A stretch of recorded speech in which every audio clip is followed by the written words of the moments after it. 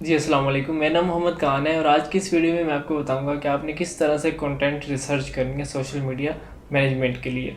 ठीक है, social media management में ज़्यादातर काम यही होता है कि आपने कंटेंट क्रिएशन करनी है। ठीक है, कंटेंट को मैनेज करना है, कंटेंट जो है वो स्ट्रेटजी बनानी है। ये सारी चीज़ें सोशल मीडिया मैनेजमेंट में आती हैं। सबसे पहले जो है कंटेंट रिसर्च से आपने क्लाइंट के साथ थोड़ा कम्युनिकेशन करनी है। उससे आपने चीज़ें पूछनी है कि वो अपने 3-4 कंपटीटर्स के नाम दे, या आप खुद 3-4 कंपटीटर को सर्च कर लें और उसके बाद देखें कि वो कैसी पोस्टिंग कर रहे हैं, आपका क्लाइंट कैसी पोस्टिंग कर रहा है। उसके बाद क्लाइंट से पूछें कि वो जो कंटेंट पोस्ट कर रहा है क्या उसमें रॉयल्टी फ्री चीज़ें यूज़ हुई हैं या फिर उसकी लाइसेंस्ड हैं सारी चीज़ें।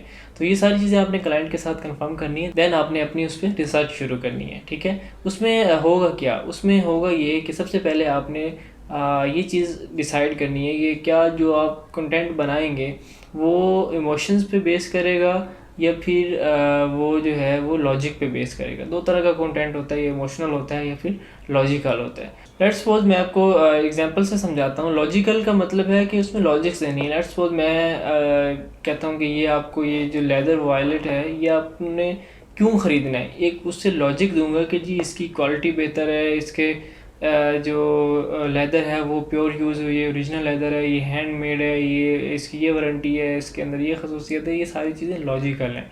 अब दूसरा जो कंटेंट होता है वो होता है इमोशनल। इमोशनल का मतलब है कि इसको मैं कोई प्रोफेशनल बंदे के साथ जोड़ दूं या फिर इसको मैं इस तरह से कह दूं कि ये मतलब उन लोगों के लिए प्रमोट करूं जो लोग ऑफिस में काम करते हैं, जिन लोगों की लाइफ थोड़ा प्रोफेशनल है, उन लोगों को मैं प्रमोट करूं या उनके साथ इमोशंस जो होते हैं उनके वो जोड़ने की कोशिश करूं। तो वो थोड़ा इमोशनल कंटेंट होगा उस तरह का जो भी मैं कंटेंट बनाऊंगा।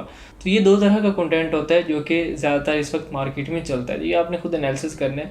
उसके बाद जो नेक्स्ट पॉइंट आपने देखना है वो है कंटेंट फ्रीक्वेंसी। कंटेंट फ्रीक्वेंसी का मतलब है कि कंटेंट किस फ्रीक्वेंसी से उस पेज पे अपलोड हो रहे हैं।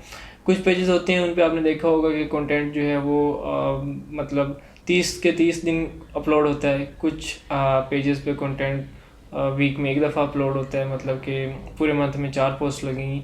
तो ये आप pages to pages, client to client ये चीज़ें वेरी करती हैं। तो ये चीज़ भी आपने उसमें अपनी कंटेंट रिसर्च में लिखनी है। इसकी मैं आपको एग्जांपल समझाता हूँ। लेट्स सपोज यहाँ देखें, ये देखें अक्टूबर 16 को हुई है पोस्ट, फिर 6 डेज अगो 2, ये भी अक्टूबर की है 3, ये भी अक्टूबर की है 4, ये भी अक्टूबर की है 5, 6 और ये सितंबर की है। मतलब अभी तक 20 आज डेट है अक्टूबर की, तो अभी तक सिर्फ 6 पोस्ट हुई हैं 20 डेज में। तो ये होती है फ्रीक्वेंसी। ठीक है, उसके बाद नेक्स्ट जो है आपके पास वो है कंटेंट टाइमिंग, कि किस टाइम आपने कंटेंट पोस्ट करना है, किस टाइम आपका जो यूज़र है वो ज़्यादातर अवेलेबल है आपके सोशल मीडिया प्लेटफॉर्म्स के ऊपर। ठीक है, तो उसमें आपने क्या करना है आपको मैं दिखाता हूँ कि किस तरह से आप वो भी देख सकते हैं। तो आपने क्लाइंट के पेज पे जब आप जाएंगे तो यहाँ पर ये देखिए टाइम आ रहा होता है जब जब उसने पोस्ट की है। ये 9 AM को पोस्ट हुई है। ठीक है, इसके साथ नहीं आ रहा। उसके बाद ये 6:20 पे हुई है। ठीक है,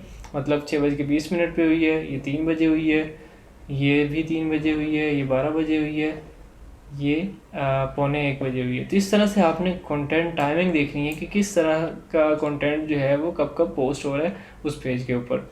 वो भी चीज़ें आपने नोट डाउन कर लेनी है। उसके बाद जो नेक्स्ट पॉइंट है आपके पास वो है कंटेंट लेंथ। ठीक है, कंटेंट की लेंथ क्या होगी, कंटेंट लेंथ से क्या मुराद है मैं आपको ये भी एग्जांपल से समझाता हूँ। कंटेंट लेंथ का मतलब होता है कि कितनी लेंथ उस कंटेंट की होनी चाहिए, उसमें कितने हैशटैग यूज़ होने चाहिए, कितने उसमें आपके पास कितना बड़ा टाइटल हो, कितनी बड़ी उसकी डिस्क्रिप्शन हो। ये सारी चीज़ें उसमें मैटर करती हैं। उसके बाद वो कंटेंट जो है वो ग्राफिकल होगा या फिर वीडियो होगा। वीडियो कंटेंट होगा तो वो कितना बड़ा होगा, मतलब 2 मिनट की वीडियो है, 5 मिनट की है, या 30 सेकंड की है, किस तरह से होगा।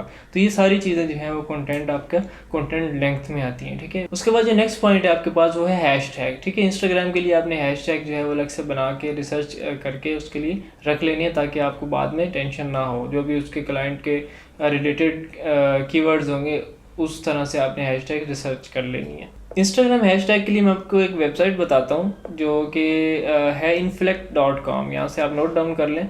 इसमें हैशटैग जनरेटर है इंस्टाग्राम के लिए। लेट्स सपोज मैं यहाँ पे लिखता हूँ ट्रैवल या ट्रैवलिंग, तो अब देखिएगा ट्रैवलिंग में ये 3 तरह के मुझे हैशटैग देगा, और मैंने जो हैशटैग यूज़ करने होते हैं इंस्टाग्राम के लिए वो मिले जुले होते हैं। उसमें ये देखें पहला हार्ड आ रहा है कि ये हार्ड है, मतलब इसका कंपटीशन बहुत ज़्यादा है, इस पर बहुत ज़्यादा पोस्टिंग हुई है।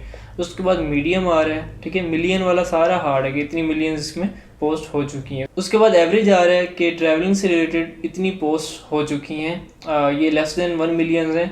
उसके बाद आ रहा है रेयर का मतलब है इसमें बहुत कम है, लेट्स सपोज 1 लाख से भी नीचे जो भी हैशटैग यूज़ हुए हैं वो आ रहे हैं। तो ये आपने यहाँ से कॉपी करके नोट डाउन कर लेने हैं, और ये हैशटैग जो है वो आपने मिक्स करके लिखने होते हैं। मतलब कि जब भी आपने पोस्ट करनी है इंस्टाग्राम पर तो आपने ये तीनों हैशटैग का कम्बिनेशन बना के करना होता है, ताकि आपकी पोस्ट जो है वो मैक्सिमम रीच गेन कर सके, मैक्सिमम इंप्रेशन गेन कर सके, और वायरल होने के उसके चांसेस ज़्यादा हों। उसके बाद जो लास्ट पॉइंट होता है कंटेंट रिसर्च में वो ये होता है कि आपने परफॉर्मेंस एनालिसिस करना होता है कि क्लाइंट की जो प्रीवियस पोस्ट हैं उसमें 5 बेस्ट पोस्ट निकालनी होती हैं जिस पे बहुत अच्छी रीच आई है, जिस पे बहुत अच्छी इंगेजमेंट आई है। उसके बाद आपने 5 वर्स्ट पोस्ट निकालनी है जिसमें सबसे कम रीच और सबसे कम इंगेजमेंट आई है। फिर आपने कंपैरिजन करना है कि किस तरह का कंटेंट जो है वो बहुत ज़्यादा वायरल हुआ है इसके पेज पे, और किस तरह का कंटेंट जो है बहुत वर्स्ट किया। तो जो बहुत कम और लो उसके साथ इंगेजमेंट और रीच के साथ तो वो आपने अवॉइड करने उस तरह का कंटेंट बनाते हुए, और दूसरी तरह का जो वायरल कंटेंट है वो आपने कोशिश करनी है कि वो आप बनाएं।